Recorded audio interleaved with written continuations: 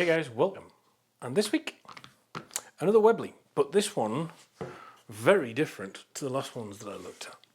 This is the Webley & Scott Imperial. This is a 12 gauge, 28 inch. This is also available in 20, 16, 28 and 410. So basically, what you can have it in any caliber you want. Let's do oily bits and then we'll do shooting impressions. 28 inch barrels, 18.5 board, 3 inch chamber. We've got an 11 6mm tapered top rib, reminiscent of like a pigeon gun with this raised rib. Brass front bead, multi-choked, obviously flush fit. We've got this fore-end, which is kind of an interesting hybrid. It's not really a splinter, it's got a bit of a schnabel. It kind of sits quite nicely in between a splinter and a beaver tail. It's quite pleasant to use. Obviously, it does mean that your fingers are in contact with the barrel. There's no way to hold it without, so gloves are required. The barrels are surprisingly nicely struck off, well blued. Coming back into this colour case hardened action, box lock side plated action, with a little bit of decoration. It's sort of quite understated. The colour case hardening is kind of the show here. The engraving is more or less just a sort of a finishing touch, but it's quite nicely done. It's nicely sort of set into the fore-end latch and here on the bottom and the sides of the action. The Webley & Scott logo on the bottom in gold and WS on the top lever. All really nicely done. Wood to metal fit, metal to metal fit, very nice. Actually feels like a really nice quality bit of kit.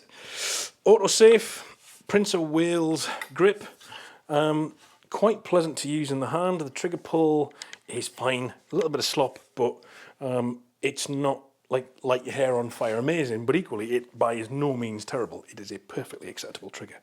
Nicely cut teardrops here in the action, actually carved in and nicely finished. The checkering definitely looks hand cut, it doesn't look laser cut.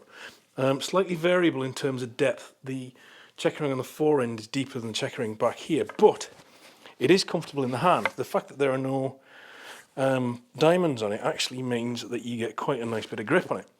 The safe is an auto safe, and then we come back into this, I think it's grade 2.5 timber. Perfectly acceptable bit of timber. It's not, like I said, it's not light your hair on fire, but it's quite good value for money. Nice and slim, comes to the cheek very readily. £7. Do you know what? This is really nice. £2,250 for a new side-by-side with a warranty. Finished really quite nicely. If you were looking for a little side-by-side game gun in a variety of calibers, new, you didn't want to go second hand, this is nice. This is nice. Cased in quite a practical case. It's a fabric sort of semi-stiff zip-up case, which I think is really practical for what this gun's designed to do, right? I think this is going to spend some time in pigeon hides and on syndicate days. This is quite a nice bit of kit. Would I walk past a used 486? Well, no, obviously, because I've got one. If you can find one for the sort of money that you can buy one of these news for. But if you're after new, superior steel proofed, with a warranty, finished to a surprisingly high standard. I mean, this is nice. Get some.